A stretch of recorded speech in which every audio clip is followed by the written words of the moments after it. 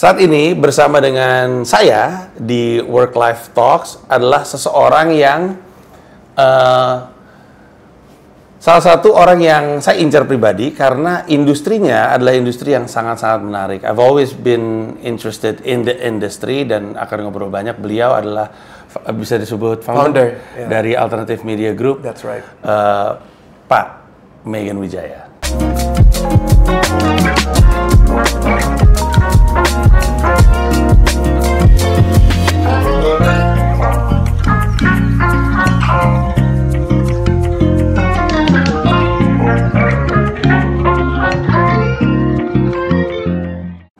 Thank you for being in the content, in the video. Sounds good. Pasti sibuk sekali.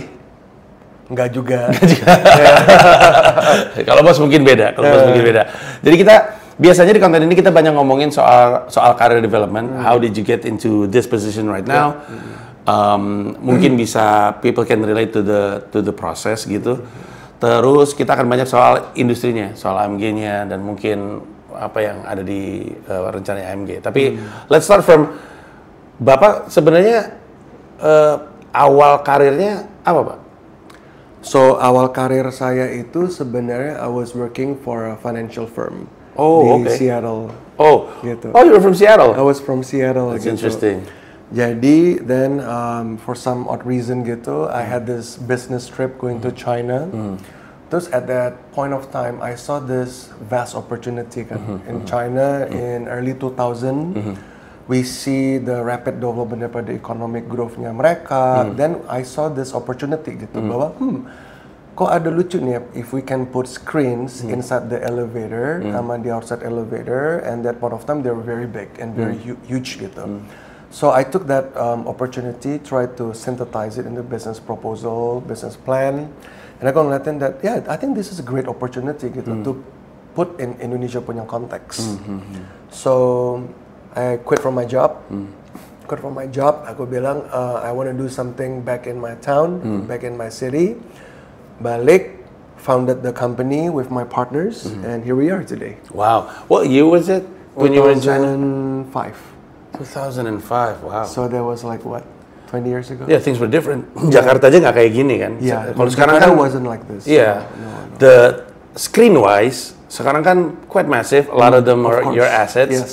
Tapi tadinya nggak seperti ini. No, nggak seperti ini. It wasn't like this. Okay, we'll get to that. Karena kan pasti ada proses untuk kemudian more or less you're changing the face of Jakarta, I think, dengan your screens and your assets. Tapi when you were in Seattle, is it because you went to college there? I went to college there. Oh, kuliah di mana, Pak? Di SU, Seattle University. Orang Indonesia banyak di situ ya? Banyak. Di Seattle, iya benar-benar. Banyak. Itu kan apa disebutnya kota kampus ya? What was it like, life in Seattle? Back in the days. 2000, early 2000? I don't know, I find it bittersweet romantic ya. Really? Yeah. Really? How so? I think the weather, but I think that kalau kita udah nggak tinggal situ lagi, kalau in the winter time, it's so depressing. Yeah, it's depressing. Yeah.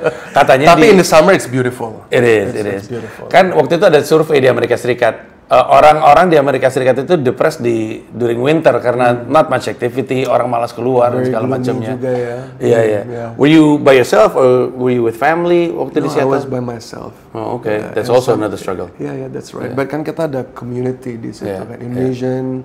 We hang out together. Tapi ada kota-kota di Amerika Serikat yang komunitas Indonesianya nggak solid kan? I don't know if you heard. Oh, I never heard about it. Salah satu yang solid itu Seattle, Philly, yes. LA. Not so much I don't think orang Indonesia di New York solid bahkan. Gitu ya? I think so. The first week I arrived in New York, ketemu orang Indonesia, someone said, lu jangan nongkrong sama orang Indonesia yang itu, ntar dia gini. Kata saya, baru juga mulai udah gosip. Baru juga mulai. Yeah, actually that is the thing that I don't understand gitu. Soalnya few years ago, aku ketemu ambassadornya Indonesia di New York kan. Dia bilang orang Indonesia tuh mentalnya kepiting. I said, what? I don't understand gitu. What does it mean gitu? Crab mentality, betul. Crab mentality-nya tuh maksudnya apa ya? Dia bilang katanya dalam bucket gitu. Mereka tuh saling menarik gitu. I said, really? I don't feel that way. Cuman I just hope that it's changing ya. Hopefully, it does seem like it's changing, tapi I mean, they're supposed to support each other kan, Iya. dukung satu sama lain, push them forward gitu loh. My guess is orang Indonesia itu kan sangat komunal Pak, more so daripada di Amerika Serikat terutama karena kan individualis banget. of course. Di Indonesia tuh komunal sekali. So to be a part of the community is important. You do anything to be a part of the community. But when someone tries to go out dengan alasan-alasan tertentu, we look at them weird kayak. I see. It's like it's being offensive. I try my best untuk ada di community ini. Kok lu malah keluar sih? Iya, It's something like that. So it's kind of weird. Or juga mungkin kayak a bit, sorry to say, but jealousy of success gitu Iya, kan. betul, Jadi betul. kalau mereka nggak suka kalau lihat orang lain sukses, and Iya. they try to drag them down. Iya. Itu ambassador lain ngomong loh. Iya, gila loh. And for me it's like Dia sendiri yang ngomong. Dia sendiri yang ngomong gitu. And for me it's like, oh okay, there is something wrong with the mentality gitu. Yeah, yeah. Hopefully it can change Yeah, hopefully. dengan apa namanya? Hopefully. Kan dengan banyaknya orang-orang yang ngasih mannerism yang berbeda, lama-lama culturally juga akan That's berubah right, gitu. That's right. Tapi yang menarik dari yang tadi Bapak cerita adalah you're in the financial firm. So financially you're solid sebenarnya. To be an entrepreneur it's a risk. Well, it is a risk that we have to take kan. Yeah. Tapi risk itu kan ada yang namanya risk and return profile kan. And I think our job as an entrepreneur or anyone in this world is how do we de-risk it. Yeah, de-risk it gitu. So I think that being an entrepreneur itu is not purely gamble juga, tapi ada calculationnya juga. Ada hitung-hitungannya seperti apa. If you're not an entrepreneur, you would like end up what in Wall Street or something? Probably. Ya, ya. Apakah ada teman-teman yang satu angkatan dan beneran? Ada. Oh ada ya? Ada.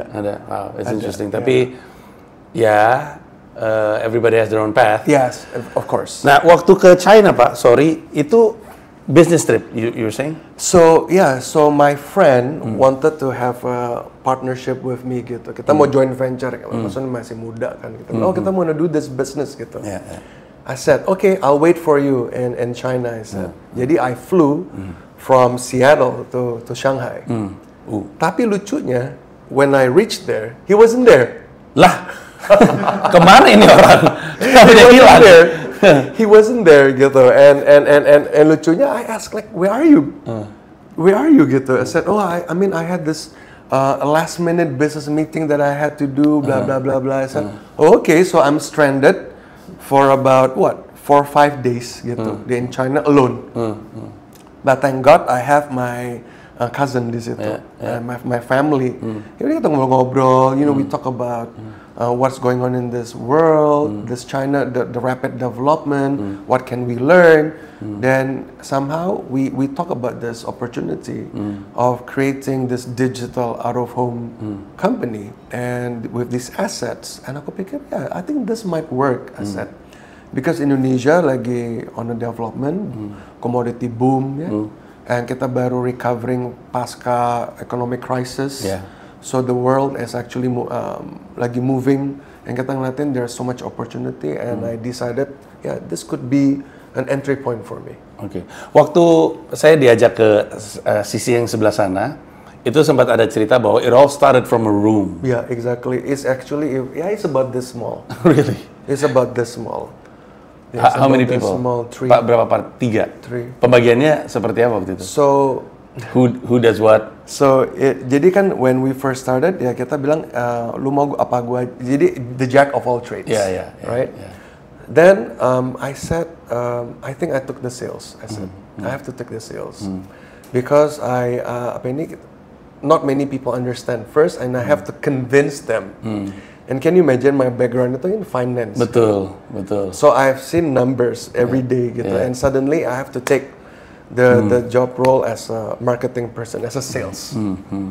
Even my dad told me, "Why did you take bola susah ya?" Yeah. I don't understand gitu. Kenapa lu ambilnya bola susah gitu?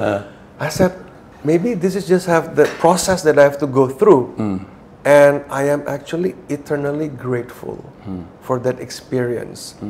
Karena as a businessman, you need to be able to learn how to sell. Yeah. Karena kalau misalnya kita nggak bisa learn how to sell, percuma. Mau kita mau produk, mau service, or whatever it is. kita nggak bisa jualan, kita nggak bisa convince people to buy our service or product. On that note, sebenarnya kan salah satu yang kita mesti convince atau yang jualan kita mesti dibeli itu sama regulator juga, Pak. Karena we were saying Jakarta tuh dulu nggak seperti ini. Kayaknya, correct me if I'm wrong, tapi waktu itu sempat ada kayak regulasi juga yang nggak mengizinkan ada kayak apa namanya LED screen or whatever screens lah ya di jalan-jalan gede gitu. And then it changes. Waktu itu gimana caranya naro layar Bapak di sejumlah titik gitu? Where do you start gitu misalnya? Of course. Jadi memang kalau untuk indoor, there was no specific ruling. Jadi nggak ada regulasi yang mengatur secara detail at that point of time. Jadi kita in a way in a gray space atau safe space for us to grow the business. Gitu. Tapi of course kalau misalnya kita ngomong media luar ruang yang di jalan-jalan publik seperti yang billboard dan lain-lain itu pasti lebih stringent regulatory-nya. Tapi I think one of the things that we have to review ya sama kerjasama dengan pemerintah is that how can we make this media bigger gitu, the industry bigger. Karena bagaimanapun juga this is actually the final frontier, one of selain daripada digital ya, untuk reach out audience. Jadi kadang-kadang kalau aku lihat if the regulation itu terlalu stifling innovation, akhirnya kita nggak bisa berkembang secara industri. So, your first target were indoors? Yes. Offices, apartments. We are very proud to say and thank God gitu ya, we are actually market leaders for indoors LEDs, LCDs.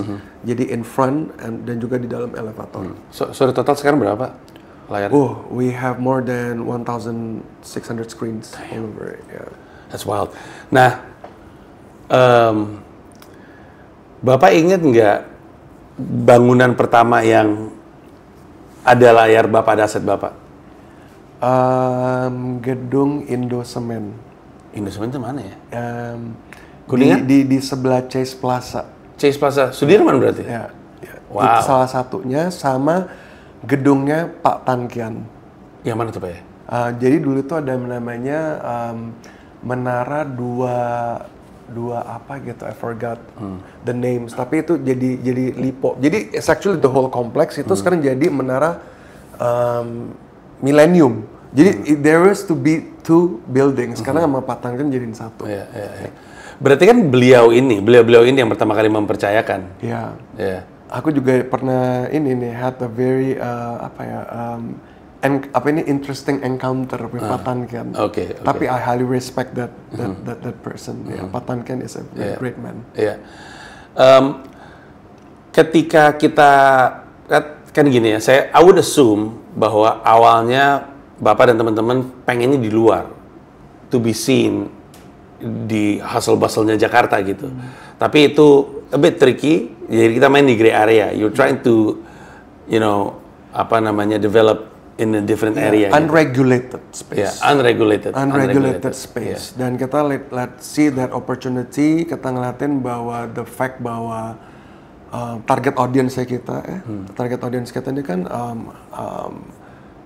workers, professionals, and they have a high disposable income. Jadi this is a perfect target audience buat brand-brand yang mengejar di specific target audience, susah di reach dengan traditional media. I see. Do you remember your first client? I do. Siapa kalau boleh tahu? Denkau. Wow. Denkau. Really interesting. Denkau. Correct me if I'm wrong, Pak, tapi kayaknya Denkau kayak produk untuk keluarga. Your asset ada banyak di tempat kerja. How did you sell it? Selain karena jualannya jago. Because target audience kita kan actually almost 50-50 antara female dan male. Oh gitu. Ya kan? Dan juga the fact bahwa all these target audience kita itu probably young adults with kids. Jadi it's actually to creating a non-traditional awareness. Dan juga additional terhadap awareness yang mungkin udah di-build daripada brand mereka yang dulu-dulu dan juga TV. Jadi on top of it dengan harga yang lebih efisien. Karena hal baru pada masanya Pak, apakah orang ngerasa I guess maybe this is not the right word, just the word that pops up in my head. Violated with the screen itu kayak apaan sih ini berisik waktu awal-awal.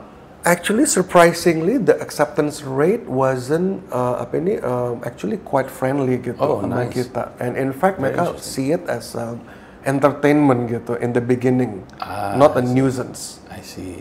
Gitu kan. Jadi it's an entertainment. We put juga some information to it. Jadi mereka see, yeah, I think this is interesting gitu. They just see like, oh ya ini TV di luar rumah. Oh wow, oke. Itu the way they perceive it, TV di luar rumah. Iya, TV di luar rumah gitu. So I think that we played around there. Dan juga karena kita punya konten itu curated because of the target audience, ya. Akhirnya mereka juga ngeliatin ya, this brand cocok nih buat sama target audience maupun juga target audience yang merasa bahwa that this brand juga relevant to me personally. Gitu.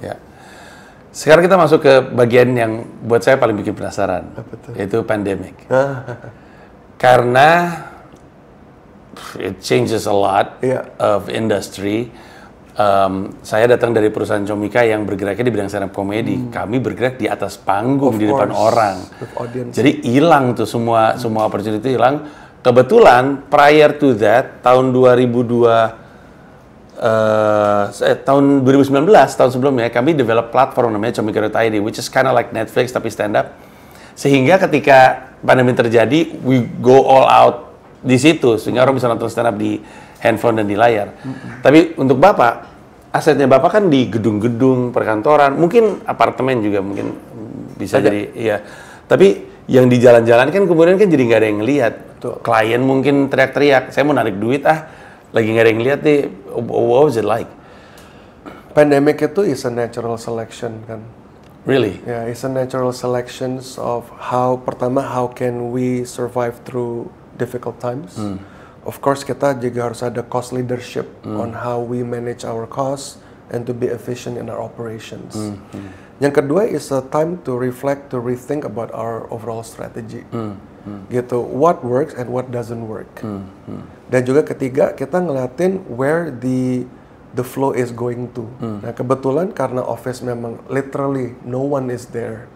And during the pandemic ya, unfortunately. Tapi we're seeing a high spike in the apartments. So kita have a bet yang gitu and it pays off gitu. Jadi kita ada hedge.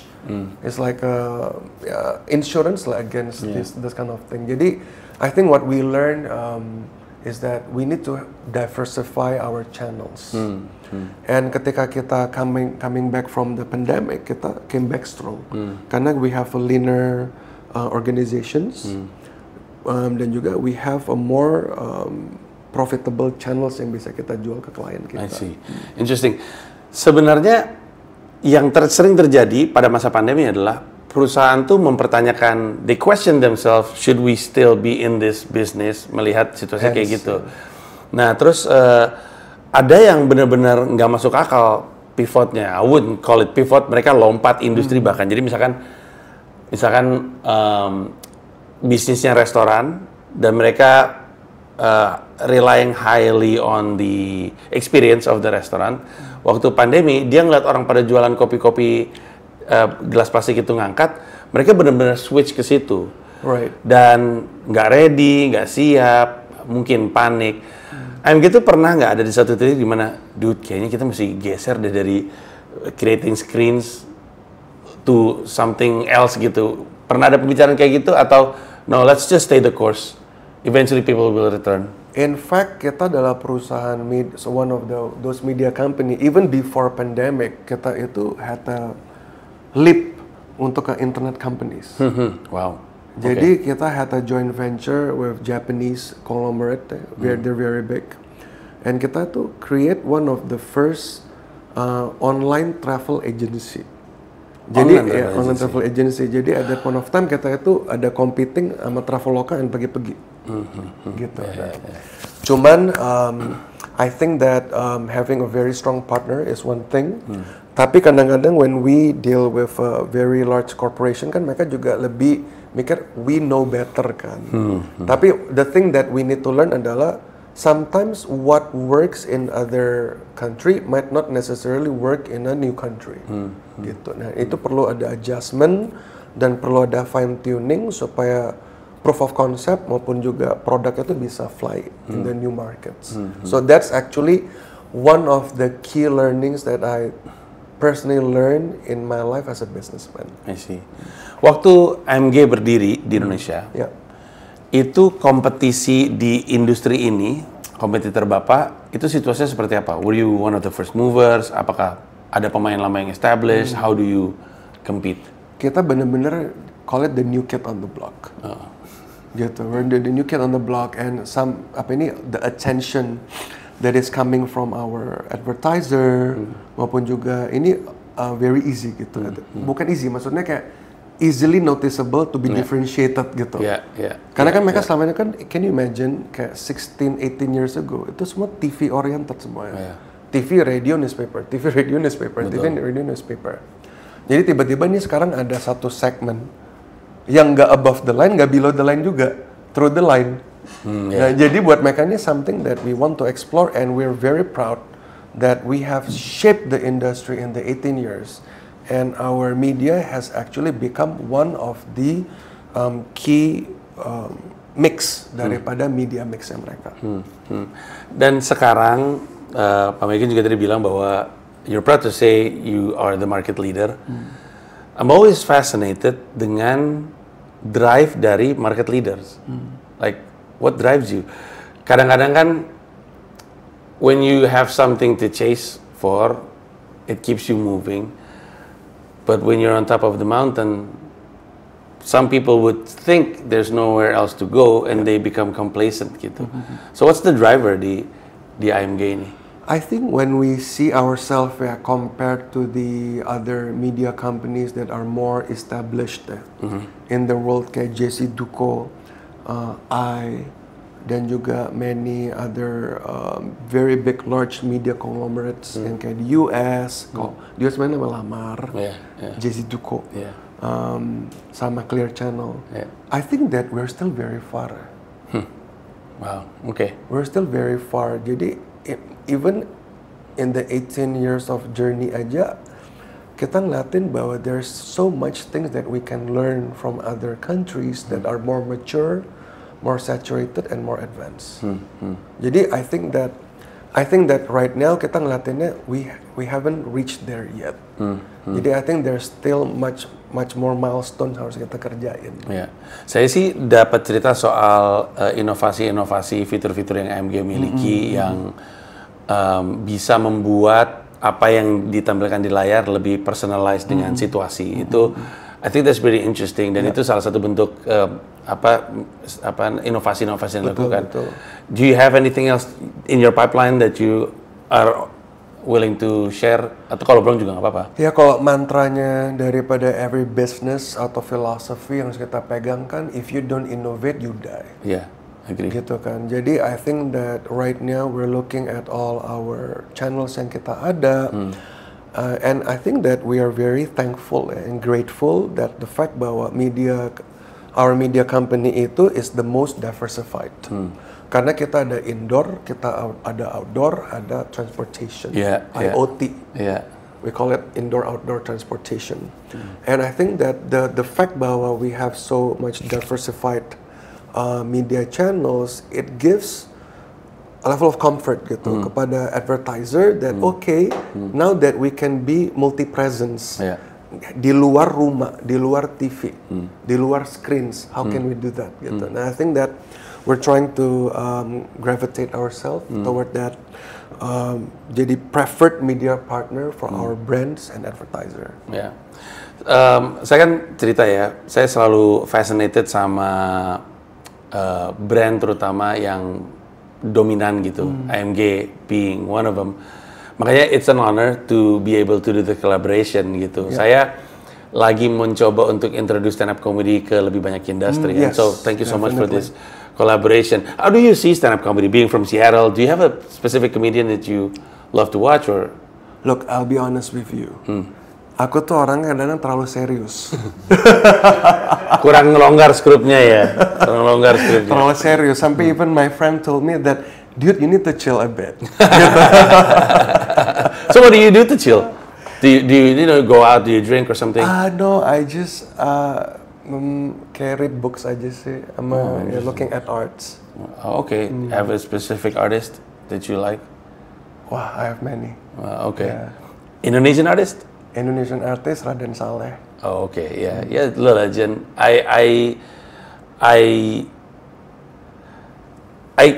Saya sekolah di FSRD ITB, seni rupa. Saya kuliah seni rupa ITB. Tapi waktu saya kuliah, saya nggak terlalu suka seni rupa karena saya anak desain. Gitu.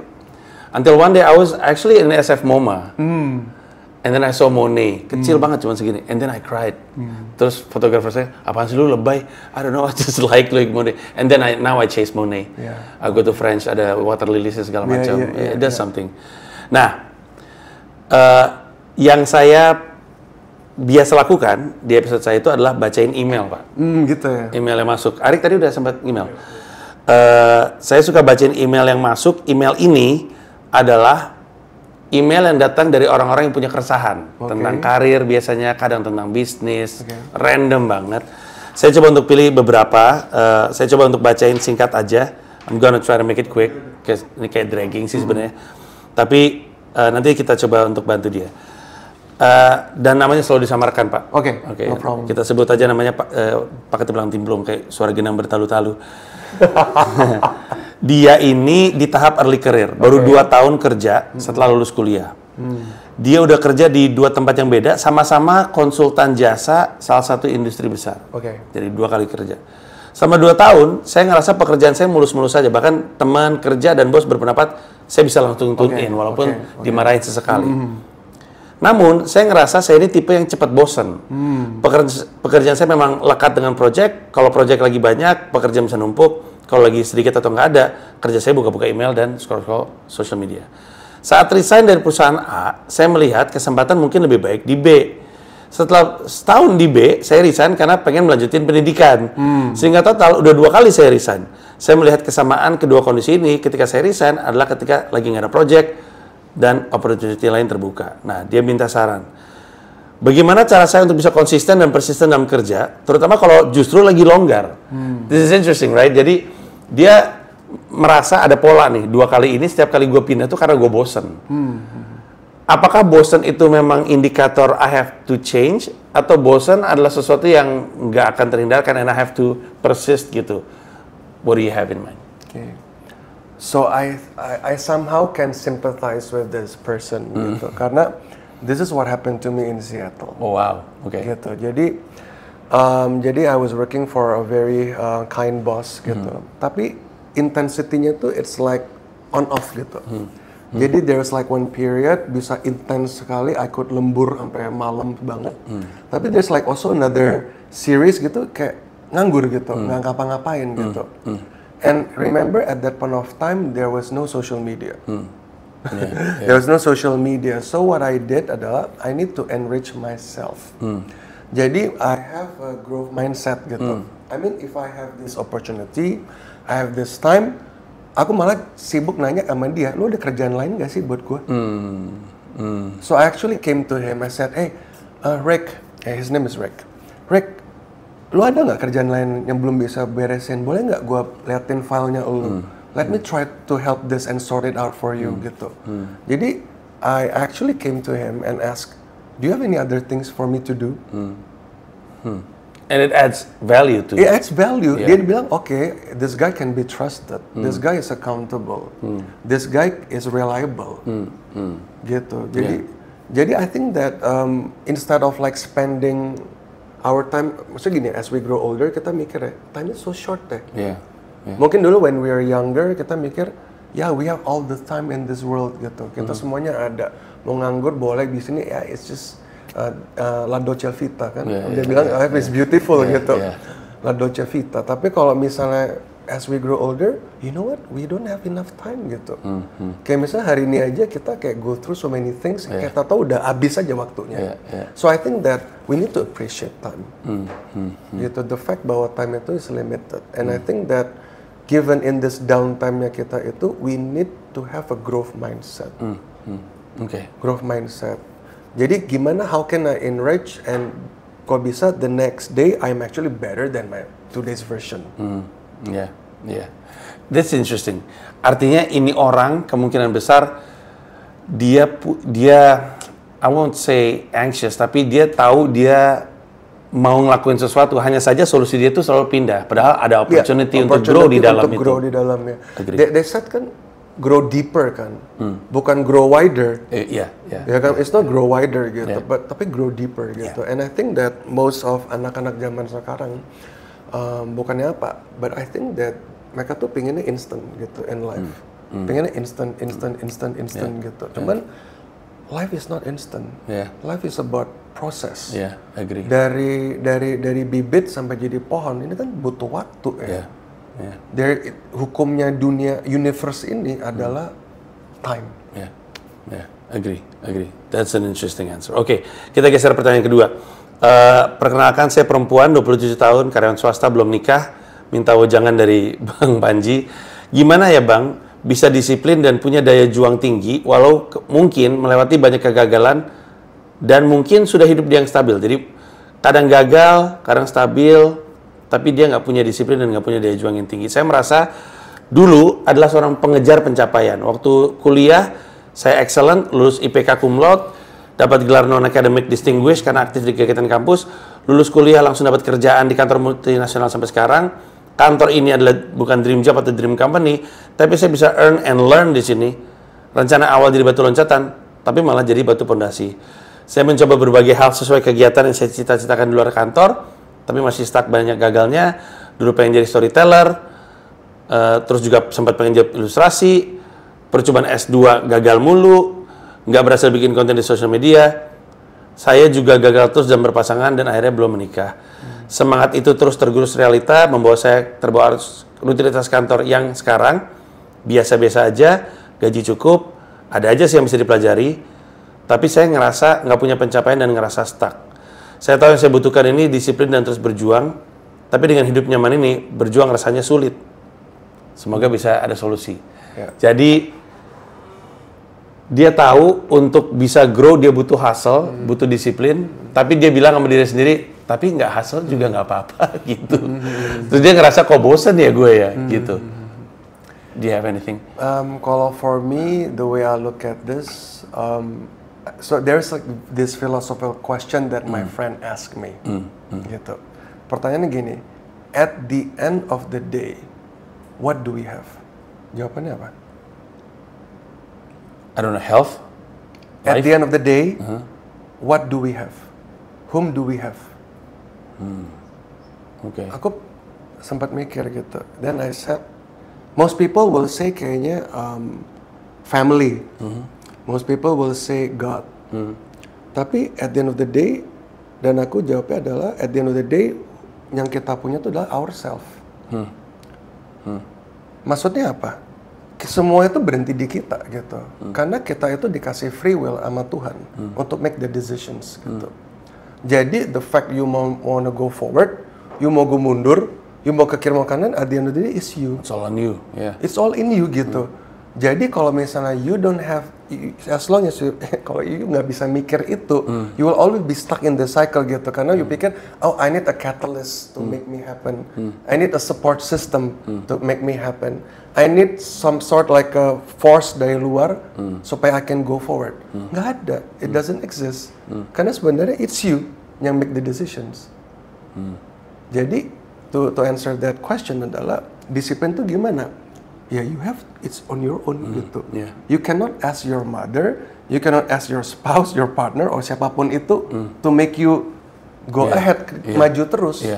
Mau nggak mau tuh dirimu sendiri. Nggak bisa berharap sama situasi juga to shape you to become disciplined. There's no catalyst atau yang di other force gitu. That can make you go forward.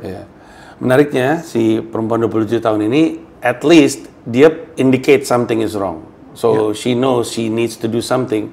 Cuman dia nyari ke kita untuk solusi di saat sebenarnya disiplin mah urusan lu sama diri lu sendiri. Itu kan lebihnya. Exactly. Anyway, thank you so much. This has been interesting. Do you have anything else to add di pembicaraan ini? Ada sesuatu yang AMG pengen ceritain? Yeah, I mean we're kita very excited for the collaboration. And I think that banyak orang stres di kantor. Ya kan? Banyak orang stres. Betul. Kita coba bantu mereka ya. Agree. Dan I think that dengan this partnership kita hoping that kita bisa lighten their days through our media. You know, just have some love and laugh and love in our life gitu ya. Daripada serius mulu gitu kan. Ya, just crack it up a bit. Thank you so much. Thank you so much. Thank you so much. Thank you. Take care. Bye bye.